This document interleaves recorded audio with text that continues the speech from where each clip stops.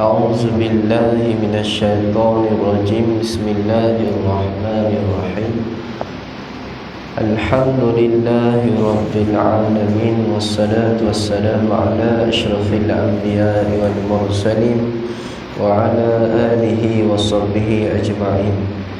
سبحانك لا علم لنا إلا ما علمتنا إنك أنت العليم الحكيم. ولا حول ولا قوة إلا بالله العلي العظيم. ولا حول ولا قوة إلا بالله العلي العظيم. ولا حول ولا قوة إلا بالله العلي العظيم. اللهم صل وسلم على سيدنا محمد الفاتح لما أغلق والخاتم لما سبق ناصر الحق بالحق والحادي إلى صراطك المستقيم وعلى آله وصحبه حق قدره ومقداره العظيم. أما بعد. نويت تعلم وتعلم وتذكر وتذكر ونفع والانتفاع والإفادة والاستفادة والحث على التمسك بكتاب الله وسنة رسوله ودعاء إلى الهدى والدلالة على الخير ابتغاء وجه الله ومرضاته وقربه وثوابه. لا إله إلا الله محمد رسول الله في كل لمحة ونفس عدد ما وسعه علم الله. لا إله إلا الله محمد رسول الله في كل لمحة ونفس عدد ما وسعه علم الله. لا إله إلا الله محمد رسول الله في كل لمحة ونفس عدد ما وسعه علم الله. اللهم أنت ربي لا إله إلا أنت خلقتني وأنا عبدك وأنا على عهدك ووعدك ما استطعت. أعوذ بك من شر ما صنعت. أبوء لك بنعمتك علي وأبوء بذنبي فاغفر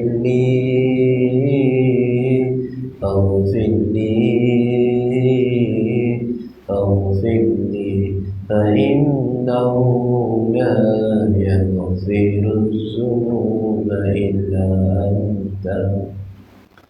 اللهم أنت ربي لا إله إلا أنت خلقتني وأنا عبدك وأنا على عهدك ووعدك ما استطعت. أعوذ بك من شر ما صنعت. أبوء لك بنعمتك علي وأبوء بذنبي فاغفر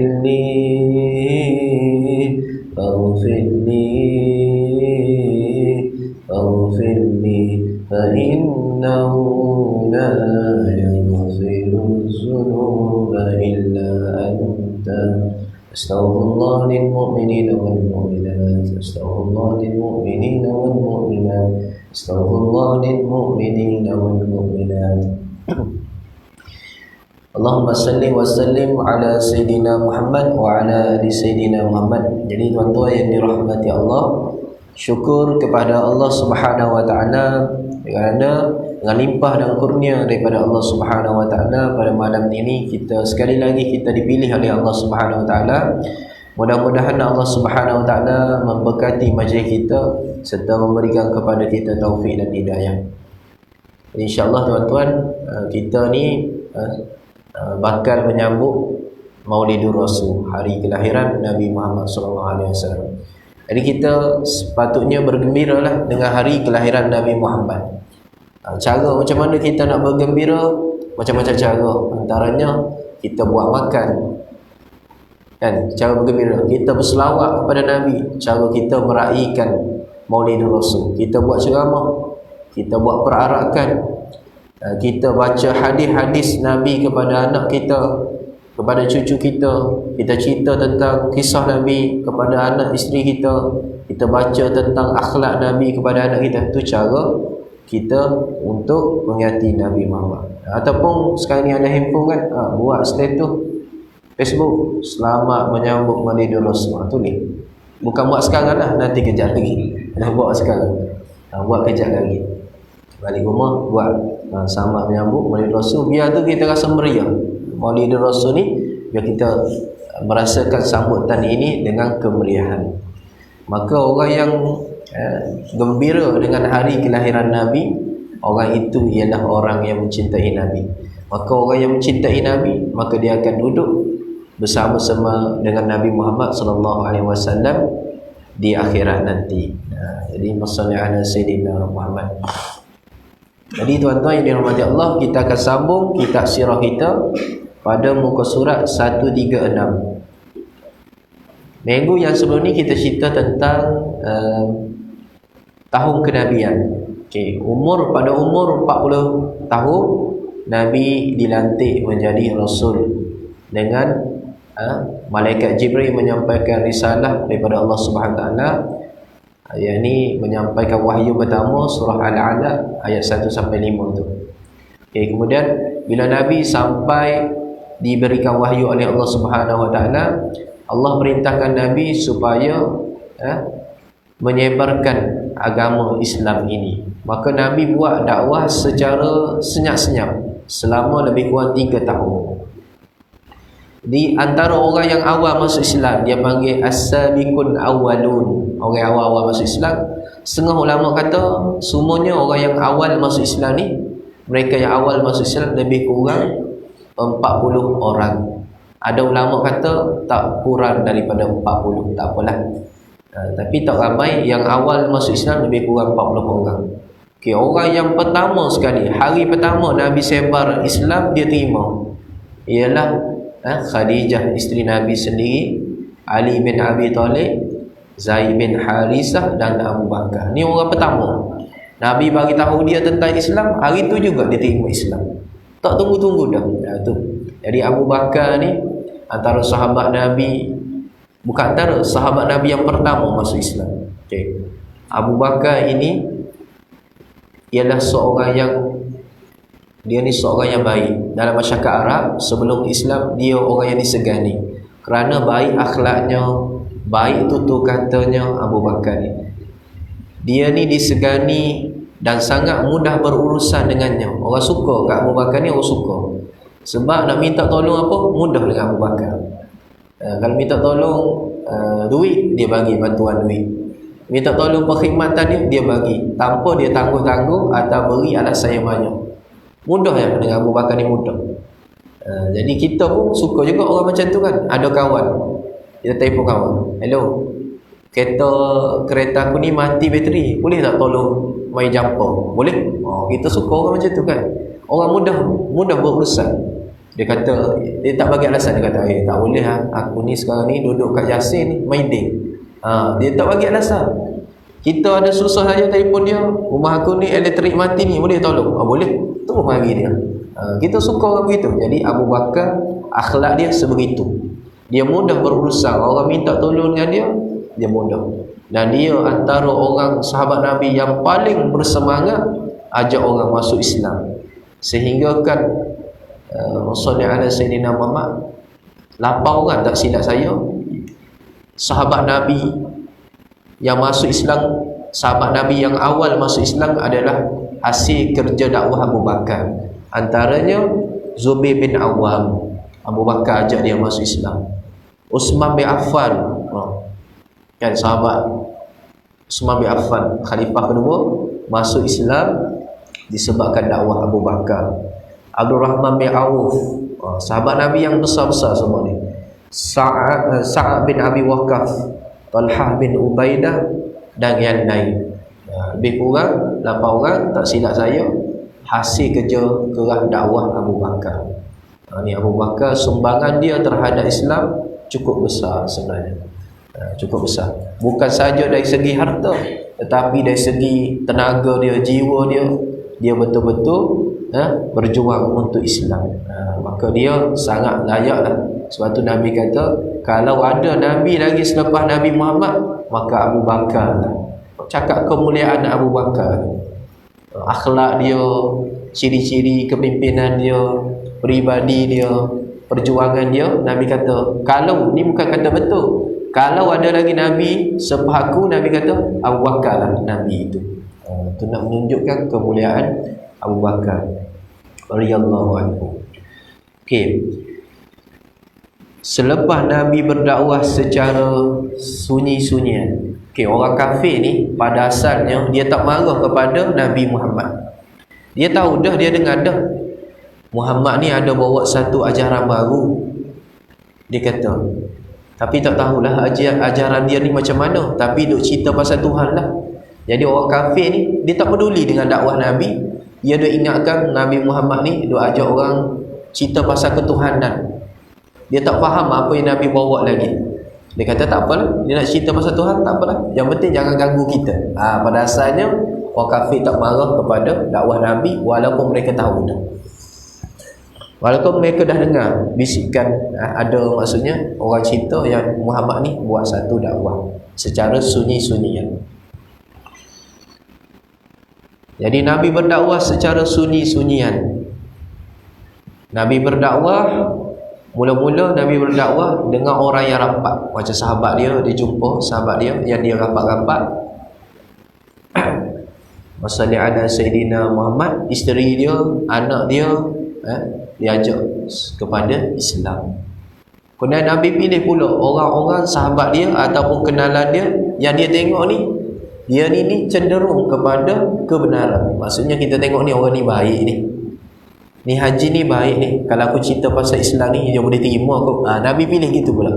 Lepas cerita pada sahabat, Nabi pilih siapa yang dia kenal, yang dia rasa dia orang tu baik, yang boleh terima kebenaran, Nabi pergi jumpa, cerita tentang Islam. Baik, wassalli ala Sayyidina Muhammad. Lalu Islam ni tersebar sikit sedikit sehinggalah agama Islam ini tersebar di seluruh Mekah. Ada orang lelaki masuk Islam, perempuan masuk Islam, tersebar. Kan? Dak hasil dakwah Abu Bakar daripada Uthman sikit, maka agama Islam ni mula orang kenal di Mekah. Okey. Baginda mula berdakwah secara terbuka menyeru manusia menyembah Allah Subhanahu wa taala. Ketika baginda menyeru kaumnya kepada Islam, mereka tidak menjauhkan diri daripada baginda. Waktu Nabi cerita pasal Islam, orang tak jauhkan diri lagi. Dan tidak menolaknya sehingga baginda menyebutkan Tuhan, tentang Tuhan mereka dan mengatakan tentang kekurangannya. Jadi Nabi cerita pasal Islam pun mereka tak tolak lagi Nabi. Mereka tak marah lagi Nabi, sehinggalah Nabi cerita tentang Tuhan mereka, yakni berhala yang mereka sembah. Barulah mereka lawang dan menolak dakwah Nabi Muhammad sallallahu alaihi wasallam. Abu Talib telah mempertahankan baginda dan dialah juga menenangkan keadaan baginda. Okey. Selepas Nabi berdakwah secara sunyi-sunyian, maka Allah perintahkan Nabi supaya berdakwah kepada ahli keluarga. Maka Nabi mula berdakwah secara terang-terangan. Satu hari Nabi panggil ahli keluarga dia daripada anak beranak sebelah Bani Hashim dengan Abdul Manaf. Anak beranak Nabi lah yang duduk di Mekah tu, keturunan ayah dia yang ada di Mekah. Nabi panggil, mari semua jemput datang rumah dia. Lebih kurang ulama kata 45 orang. Nabi panggil saudara mara dia, mari kumpul mana ni, kita buat makan. Maka keluarga dia semua datang rumah Nabi. Termasuklah yang datang itu adalah Abu Lahab. Kerana Abu Lahab kan pak saudara Nabi kan. Maka Abu Lahab pun datang juga. Dalam 45 orang tu ada seorang datang pak saudara Nabi, namanya Abu Lahab. Maka bila semua duduk, semua senyum, salam, cerita apa semua, tiba-tiba baru je Nabi nak bercakap, tak sempat. Abu Lahab tu bangun. Bangun Abu Lahab. Abu Lahab bangun, dia cakap apa? Abu Lahab kata, tinggalkan agama baru yang kamu tinggalkan agama baru kamu dahulu, kemudian barulah berbicara. Abu Bakar kata, kalau mu nak cakap, tak payah cakap lah seolah-olah bahasa kita. Kamu tak payah bercakap, duduk. Kalau kamu nak bercakap, tinggal agama yang kamu nak bawa tu. Begitulah seolah-olah kata Abu Lahab. Dia tambah lagi, dia kata, keluarga kita dan seluruh orang Arab tak akan bela kamu dan tak akan melindungi kamu, dia kata pada Nabi. Dan aku akan menghukum kamu, kata Abu Lahab. Dia kata orang Arab, keluarga kita semua ni yang ada ni tak akan lindungi kamu, dan aku ni akan hukum kamu dengan apa yang kamu buat. Gitu kata Abu Lahab. Cukuplah anak isteri kamu yang kamu dakwah. Cukuplah kamu cerita Islam ni kepada anak isteri kamu, jangan cerita pada kami. Gitu. Kami tak nak terima agama kamu bawa ni. Tak ada seorang pun nak terima agama kamu. Begitu kata Abu Lahab. Maka Nabi terdiam. Nabi tak cakap apa. Diam Nabi. Tu kurang adab. Jahat adabnya Abu Lahab. Datang di rumah orang, dia hina orang di hadapan orang ramai. Kalau orang tu kita nak tahu orang tu akhlak dia buruk tak buruk, kalau dia boleh hina kita di rumah kita sedangkan dia tetamu, maka orang tu orang yang sangat jahat akhlaknya. Dia tetamu, orang hidang makan, sedia tempat, datang rumah orang, hina orang pula, maka buruk akhlak orang sebegini. Maka Nabi duduk diam, Nabi tak cakap apa. Maka siap makan apa semua, bersurailah, balik begitu je. Orang yang hadir tu, saudara-saudara Nabi tu, balik macam tu je, balik rumah masing-masing. Maka selepas daripada itu, tak lama daripada itu, Nabi panggil lagi sekali keluarga dia, mari ke rumah dia sekali lagi. Maka bila datang kali kedua ni berkumpul, waktu ni Nabi berdiri, lalu Nabi bercakap, aku bersaksi tiada Tuhan yang berhak disembah selain daripada Allah. Nabi kata, tidak ada sekutu baginya. Nabi kata, sesungguhnya aku adalah orang yang tidak pernah berbohong kepada keluargaku. Demi Allah, tiada Tuhan yang berhak disembah. Aku adalah utusan Allah. Nabi kata. Waktu tu Nabi cerita, aku adalah utusan Allah khusus kepada kamu semua dan untuk manusia umumnya. Demi Allah, kamu semua akan mati, kata Nabi. Demi Allah, kamu semua ni hari ni akan mati, seperti mana kamu mati ketika kamu tidur, kata Nabi. Dan kamu akan dibangkitkan semula, seperti mana kamu bangkit daripada tidur. Maka Nabi kata, ketahuilah, setiap apa yang kamu buat atas dunia ini, kamu akan menerima segala balasannya. Dan ketahuilah, sesungguhnya syurga dan neraka itu kekal selama-lamanya. Terdiam semua orang. Semua orang yang hadir pada itu tu senyap, sunyi. Kerana apa yang Nabi kata tu betul. Dan mereka terkejut, mereka tak pernah dengar perkataan sebegitu. Maka bangunlah seorang bapa saudara Nabi, namanya Abu Talib. Abu Talib bangun. Abu Talib kata, aku percaya dengan apa yang kamu kata, dan aku akan sokong setiap apa yang kamu buat. Dakwah kamu yang kamu buat ni, kata Abu Talib, aku akan sokong, dan aku akan melindungi kamu daripada apa-apa yang orang kafir Quraisy akan lakukan kepada kamu, kata bapa saudara Nabi. Tetapi kata Abu Talib, jiwaku tidak sanggup untuk meninggal agama datuk nenek moyang kita. Itu situ Abu Talib. Abu Talib ni dia nak pertahankan Nabi, dia sokong dakwah Nabi, tapi dia tak nak ikut agama yang Nabi bawa. Gitu. Ada tak berlaku zaman kita? Ada tuan-tuan, kan ada anak dia Islam, mak dia belum Islam.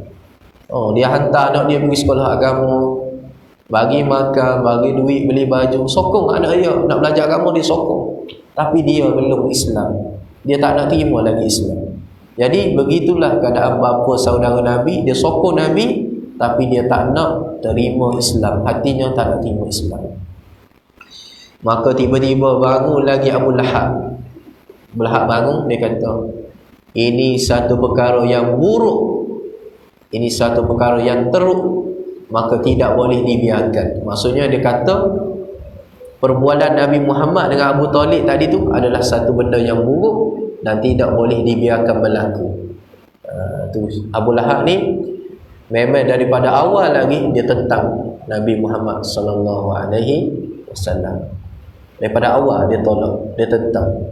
Padahal dia ni bapa saudara Nabi. Wassalli ala Sayyidina Muhammad wa ala ali Sayyidina Muhammad. Jadi itu dakwah Nabi yang pertama secara terang-terangan. Itu dakwah Nabi yang pertama secara terang-terangan. Selepas daripada itu, Nabi berdakwah pula di Bukit Safa secara terang-terangan. Nabi panggil semua, hei Bani Adi, hei Bani Hashim, hei Bani Abdul Manaf, mari sini semua. Maka orang kafir ni dengar suara Nabi panggil di Bukit Safa, semua pakat keluar. Yang tak dapat pergi ada urusan, dia hantar anak dia, isteri dia pergi dengar apa Nabi Muhammad nak cakap. Maka Nabi Muhammad pun cerita kepada mereka semua tentang Allah Subhanahu Wa Taala. Tiba-tiba Abu Lahab pun datang. Ini sahaja yang kamu nak cerita kepada kami? Kami ingat benda apa yang kamu nak cerita kepada kami? Panggil jerit-jerit. Rupanya ini sahaja, kata Abu Lahab. Maka tidak ada seorang pun waktu itu yang mahu menerima dakwah Nabi Muhammad sallallahu alaihi wasallam. Maka Nabi tetap melakukan dakwahnya. Nabi tetap lakukan dakwahnya. Orang kafir mula bimbang. Mula bimbang dengan dakwah Nabi. Pertama, kerana mereka merasakan kesan yang buruk. Bila orang memeluk Islam ni, kesan yang buruk. Satu, apa kesan buruk? Mereka ni, orang kafir ni, yang ketua-ketua kafir, kita ni sama. Dia tak boleh terima, kita ni sama. Pada kita sama, maksudnya orang yang ketua, pembesar dengan orang bawah ni sama di sisi agama Islam. Dia tak boleh terima. Dia tak boleh terima yang tu. Maksudnya jadi sama level, dia tak boleh terima. Yang kedua, mereka tidak dibenar. Bila masuk Islam, mereka tidak boleh menindas orang-orang yang lemah.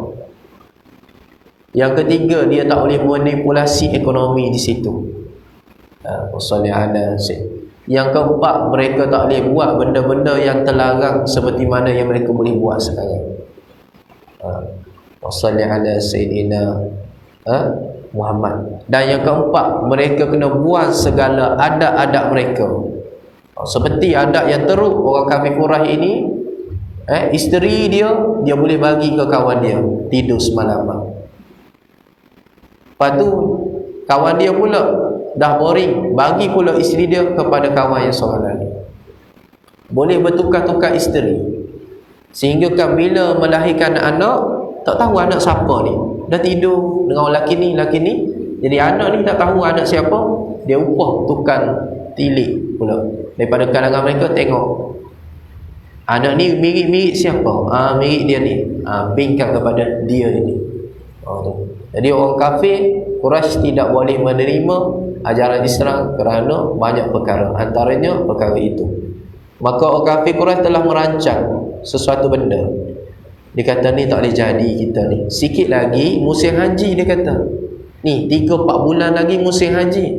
Kalau bila musim haji, orang Arab daripada luar Madinah, Mekah ni datang, maka Muhammad cerita tentang Islam, ramai masuk Islam, teruk kita. Maka mereka mula berfikir, ginilah,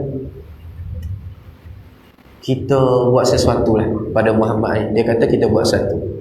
Mereka pun jumpa seorang daripada mereka, orang yang dipanggil cerdik, Al-Walik. Al-Walik namanya, Mughirah Al-Walik. Dia pun jumpa, kita ni nak buat apa kepada Muhammad ni? Ginilah, kita buat fitnah. Kita reka satu fitnah untuk Muhammad. Kalau begitu kita nak kata apa pada Muhammad ni? Kita kata gini, kita kata Muhammad ni seorang pendusta. Kemudian mereka pun bermesyuarat. Kalau kita kata Muhammad ni pendusta, kita semua tahu yang Muhammad tak pernah berdusta. Semua orang tahu, orang sini pernah, semua tahu Muhammad ni tak pernah berdusta. Tak boleh kita kata dia pernah berdusta. Oh, kalau begitu kita panggil dia penyair. Bukan penyair macam ni dia kata. Kita tahu lagu syair macam mana. Lirik syair pun kita tahu. Ni bukan syair, apa yang Muhammad baca ni bukan syair, kata mereka. Macam kita kan, orang pandai nyanyi, kita tahu ni lagu apa. Mereka pun tahu, orang Arab. Ni bukan syair, tak boleh kita kata syair. Kita kenal dia. Kalau macam tu kita kata dia penyihir. Penyihir pun tak boleh. Dia kata penyihir pun kita tak boleh kata. Kerana penyihir ni amalan dia, perbuatan dia bukan macam Muhammad. Habis tu kita nak kata apa? Mereka bincang. Kita tak boleh nak cakap apa. Sebab apa yang Muhammad cakap tu semua betul dan benar. Maksudnya orang kafir ni, dia pun tak boleh nak tolak kebenaran Nabi Muhammad sallallahu alaihi wasallam. Lepas tu mereka berpakat. Lepas tu kita nak kata apa kepada Muhammad ni? Al-Walid Al-Mughirah kata gini lah. Aku rasa perkataan yang paling dekat dengan Muhammad ni kita boleh ambil dia ni penyihir. Dia ni penyihir. Sebab dia lah anak dengan isteri ni berpisah. Mak dengan anak ni berpisah. Kan bila seseorang tu masuk Islam, dia jadi hubungan dia dengan anak dia terpisah. Isteri dengan suami jadi terpisah. Jadi perkataan yang paling sesuai, yang paling dekat kata penyihir lah. Kita panggil dia penyihir. Begitu. Maka mereka pun berpakat semua bila orang datang nak pergi buat haji, maka mereka tunggu di pintu-pintu tu. Dia kata, kamu jangan duduk dekat dengan seorang lelaki ni, nama dia Muhammad. Dia ni seorang ahli sihir. Dia ni jahat. Dia pisahkan ramai dah ahli keluarga dengan anak dengan isteri, mak dengan anak. Dia cerita gitu kepada orang yang datang pergi haji. Sallallahu alaihi wasallam. Itu apa yang antara perkara yang dibuat oleh orang kafir Quraisy. Cara mereka untuk menghalangi dakwah Nabi Muhammad sallallahu alaihi wasallam.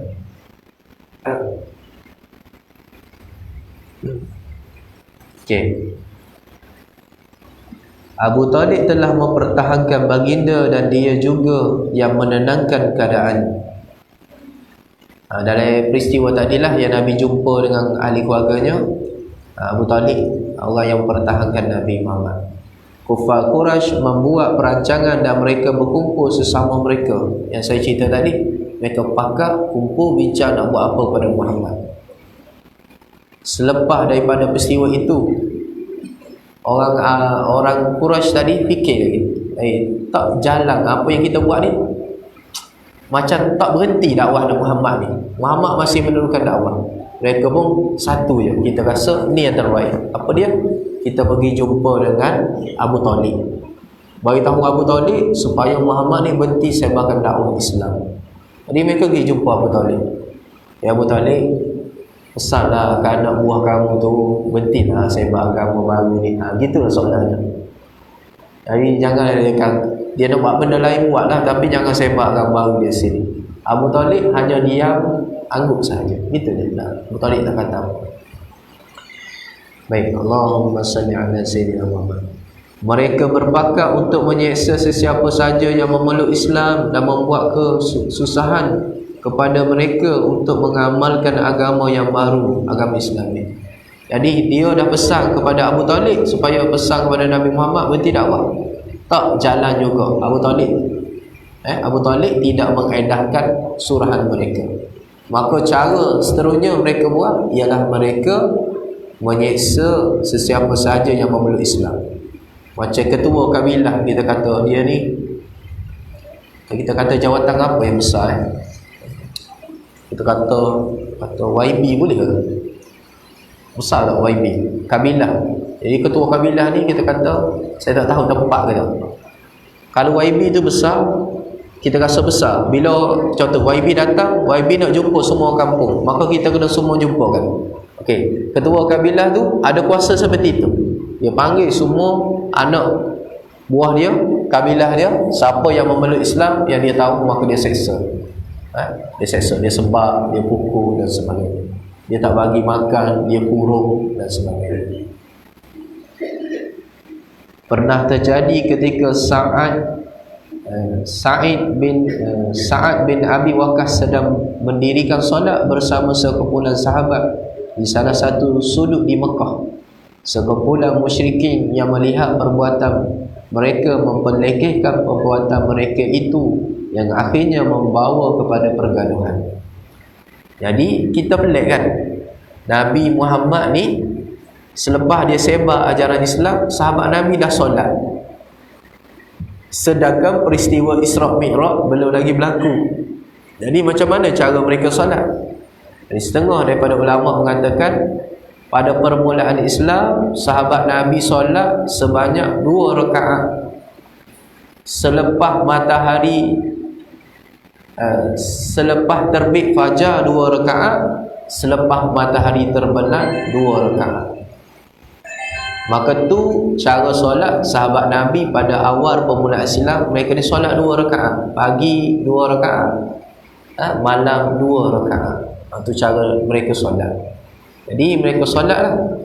Jadi pernah satu hari Sa'ad bin Abi Waqqas ni solat dekat dengan Kaabah. Waktu dia solat tu, orang kafir tengok, ada setengah riwayat kata mereka baling batu, ada setengah mereka hina orang Islam, duk sembah batu, duk cium batu dan sebagainya. Maka berlaku pergaduhan orang Islam dengan orang kafir. Mereka berkelahi, lalu Sa'id memukul janggut unta. Bala bergaduh. Sa'id ni nak tumbuk, terkena unta bawah ni. Maka berdarahlah unta tu, kena tumbuk. Tak kena orang, kena unta. Maka itulah darah pertama yang mengalir dalam siri pertempuran Islam kuffar. Itu darah yang pertama mengalir siri pertempuran orang Islam dengan orang kafir.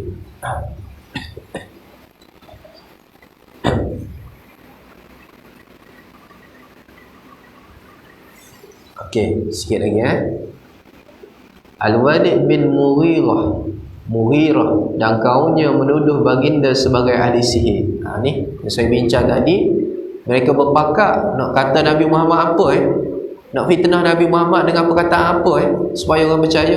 Nak kata penyair tak boleh, nak kata penipu tak boleh, nak kata penyihir pun tak boleh. Tapi mereka tak ada pilihan, mereka kata penyihir lah.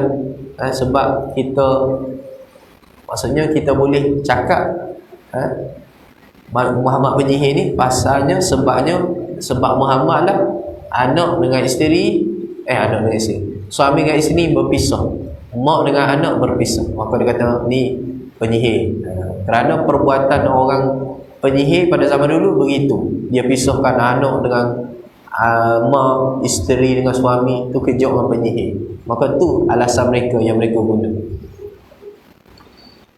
Allah Subhanahu wa taala menurunkan ayat 11 dalam surah Al-Mudassir. Mafhumnya, janganlah engkau bimbang wahai Muhammad, biarkanlah aku sahaja membalas orang yang menentangmu. Aku ciptakan dia dalam keadaan seorang diri, tidak berharta dan anak pinak. Jadi Allah Subhanahu wa taala turun ayat surah Mudassir. Allah tenangkan Nabi Muhammad supaya Nabi Muhammad jangan risau. Biarlah Allah yang akan membalas setiap apa yang mereka buat kepada Nabi Muhammad. Mereka fitnah Nabi, mereka kata Nabi macam-macam. Nabi sabar, Nabi teruskan berdakwah. Ada setengah riwayat tafsir kata waktu ni juga Allah turunkan surah Asy-Syura, cerita tentang peristiwa Nabi Musa berdakwah kepada Firaun. Macam mana Nabi Musa berdakwah kepada Firaun tak nak terima. Dakwah Nabi Musa ditolak, akhirnya Nabi Musa nak dibunuh oleh Firaun. Allah turunkan ayat itu cerita kepada Nabi Muhammad ketika tentangan orang kafir Quraisy kepada agama Islam, supaya Nabi Muhammad ni lebih bersemangat, lebih bermotivasi untuk menyebarkan dakwah. Kerana Nabi ni diuji Allah nak bagi tahu Nabi lain sebelum ni pun diuji juga. Begitu. Kita pun macam tu juga kan. Kita kalau kita nak bagi motivasi pada diri kita, kita ni hidup miskin, hidup susah, maka nak bagi motivasi, nak rasa semangat hidup, tengok orang yang lebih susah pada kita, tengok orang yang lagi teruk diuji pada kita, maka kita rasa lega sikit. Begitu. Wassalamualaikum warahmatullahi wabarakatuh.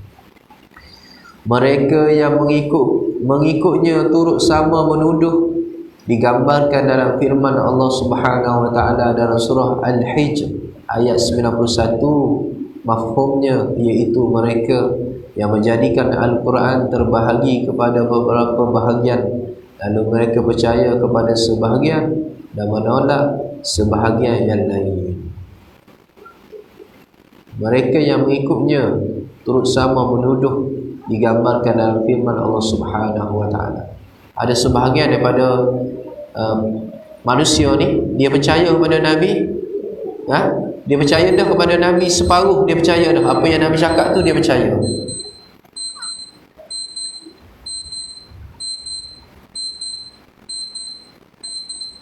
Tetapi bila orang kafir Quraisy sebar fitnah yang Nabi ni penyihir, pisahkan anak dengan mak, isteri dengan suami apa semua, mereka percaya pula dengan fitnah yang dibawa oleh orang kafir Quraisy. Maka Allah turunkan Quran. Allah kata mereka ni percaya kepada sebahagian dan menolak kepada sebahagian yang lain. Turun firman Allah Subhanahu wa taala dalam surah Al-Hijr ayat 94. Mafhumnya, oleh itu sampaikanlah secara berterang-terangan apa yang diperintahkan kepadamu wahai Muhammad, dan janganlah engkau hiraukan bantahan dan tentangan kaum musyrikin itu. Baik. Jadi Allahumma salli ala Sayyidina Muhammad. Ini ayat Quran yang diturunkan supaya Nabi berdakwah secara terang-terangan. Jadi Nabi ni berdakwah secara sunyi-sunyian, bukan sebab Nabi takut, bukan sebab Nabi ni penakut, bukan. Tetapi itu perintah Allah Subhanahu wa taala. Allah suruh berdakwah secara sunyi-sunyian dulu. Kemudian Allah suruh berdakwah secara terang-terangan, barulah Nabi berdakwah secara terang-terangan. Sebab Nabi buat ni apa yang diperintahkan oleh Allah Subhanahu wa taala. Dan pasti ada hikmahnya. Hikmahnya untuk kita, umat Nabi Muhammad. Kita nak buat satu perkara, kita kena buat secara slow-slow dulu, kita panggil. Senyap-senyap dulu. Barulah kita buat secara terang-terangan. Wassallallahu ala Sayyidina Muhammad. Contoh orang nak berniaga, dia berniaga dekat-dekat dulu. Kalau guna cara Nabi ni, orang nak berniaga, dia berniaga jiran-jiran dia, adik-beradik dia, saudara-saudara dia, gitu. Orang-orang yang dekat dengan dia dulu dia berniaga. So bila anak beranak dia sokong, sahabat-sahabat dia sokong, barulah dia buat kepada orang ramai. Barulah dia punya benda yang dia buat itu, kita panggil apa? Boleh kekal lama kerana disokong oleh orang yang dekat, oleh orang yang dekat. Tapi kalau kita tak ada siapa kenal kita terus berniaga, boleh laku perniagaan kita, tapi lambat. Orang tengok, berniaga apa ni? Lalu je tengok. Esok dia tengok lagi. Sebab tu kalau tuan-tuan perasan orang yang berniaga, yang baru berniaga, seminggu, sebulan pertama tu tak berapa nak laku mana. Jadi bila orang berhenti makan, rasa sedap, dia pun cerita kat orang lain. Makin ramai sikit, barulah perniagaan dia makin lama makin ramai orang. Tapi ingat, setiap benda yang berlaku pada Nabi Muhammad itu Allah Subhanahu wa taala nak bagi ilmu kepada kita. Gitu. Jadi Nabi buat itu tentu ada hikmah kenapa berdakwah secara sunyi-sunyian, baru buat secara terang-terangan. Kita nak buat satu perkara begitu. Sama juga orang nak jadi kita tu nak jadi pemimpin. Dia mesti kena dapat sokongan daripada keluarga dia dulu, sahabat-sahabat dia dulu, baru dia boleh minta sokongan orang yang jauh. Kalau dia tak dapat sokongan daripada keluarga dia tak bagi sokongan, orang sahabat dia tak bagi sokongan, bagaimana orang yang jauh, yang tak kenal dia, tak tahu perangai dia macam mana, nak sokong dia? Jadi Setiap benda yang berlaku pada Nabi Muhammad itu adalah ilmu hikmahnya kepada kita umatnya. Jadi sekadar itu saja. Mohon maaf atas kekurangan. Terima kasih atas perhatian. Muka surat 138 itu ada ditunjuk gambar Kaabah ataupun Mekah pada zaman dahulu. Tuan-tuan boleh tengok. Macam tu gambar Mekah dulu. Tak ada bangunan-bangunan yang tinggi seperti sekarang. Sikit je bangunan. Hari ni penuh, bertingkat-tingkat dah. Kemudian muka surat 139 antara surat yang digunakan Rasulullah dalam misi dakwah. Ini ada contoh surat yang Rasulullah tulis, dan kita akan sambung pada minggu yang akan datang pada muka surat 140 insya-Allah.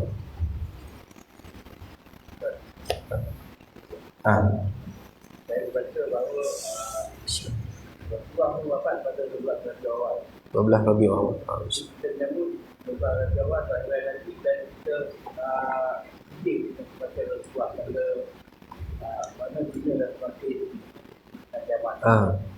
Jadi apa menyambut 12 Rabiul Awal nanti, menyambut perayaan nanti, kita menyambut ke wafatan Rasulullah sallallahu alaihi wasallam.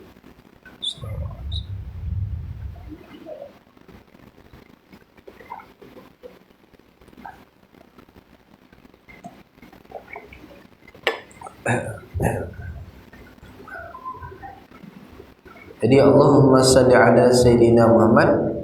Jadi memang dalam kitab sirah kita pun ada tulis Nabi Muhammad ini lahir pada 12 Rabiul Awal dan wafat pada tarikh yang sama, iaitu hari Isnin 12 Rabiul Awal juga.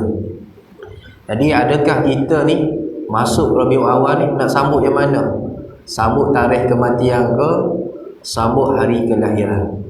Maka Allahumma salli ala Sayyidina Muhammad, kalau ikut pandangan ulama, kita dituntut untuk menyambut hari kelahiran Nabi Muhammad sallallahu alaihi wasallam. Yang kita tuntut, yang perlu kita ingat ialah hari lahir. Hari kelahiran Nabi Muhammad sallallahu alaihi wasallam. Cukup bagi kita tahu tarikh wafat Nabi Muhammad sallallahu alaihi wasallam. Kerana dalam agama kita sendiri, hari kematian ni kita tak perlu sambut. Tarikh kematian seseorang, bukan Nabi dah, keluarga kita, anak isteri kita tak perlu sambut. Kita dibenarkan bersedih hanya 3 hari sahaja selepas kematian.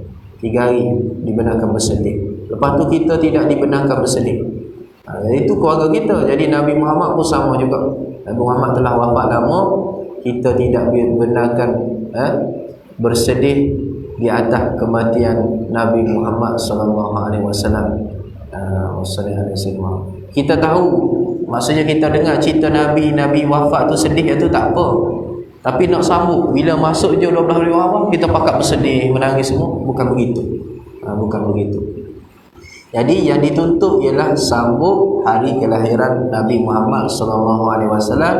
Dan bila masuk bulan Rabiul Awal ni, kita akan cerita bukan saja hari kelahiran, tapi daripada hari kelahiran sehinggalah Nabi Muhammad sallallahu alaihi wasallam wafat. Jadi kita sambut hari kelahiran Nabi, Maulid Nabi, bukan hari kewafatan Nabi. Kerana hari kewafatan ni kita tak boleh sambut. Bukan saya nak kata tak boleh bersedih dengan kematian Nabi, tapi hari kewafatan ni kita tidak dituntut untuk sambut dalam agama kita. Sama juga hari kewafatan ayah kita tak perlu sambut.